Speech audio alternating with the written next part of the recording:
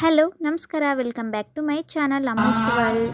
One more mini vlog ನಿಮಗೆ share ಮಾಡ್ತಾ ಇದ್ದೀನಿ. ನಮ್ಮ ಮನೆ ಹತ್ರ ಇರೋ ಮಾರಿಯಮ್ಮ ಟೆಂಪಲಲ್ಲಿ ಎವ್ರಿ ಮಂತ್ ಅಮಾವಾಸ್ಯೆ ದಿನ ಹೋಮ ಮತ್ತು ದುರ್ಗಾದೇವಿ ಪೂಜೆ ಇಟ್ಕೊಳ್ತಾರೆ. ಸೊ ನಾವು ಕೂಡ ನಿನ್ನೆ ಹೋಗಿದ್ವಿ. ಆ ಮಿನಿ ವ್ಲಾಗ್ ನಿಮ್ಮ ಹತ್ರ ಶೇರ್ ಮಾಡ್ತಾ ಇದ್ದೀನಿ. ನೋಡಿ, ತಾಯಿ ಆಶೀರ್ವಾದ ಎಲ್ಲರಿಗೂ ಸಿಗಲಿ.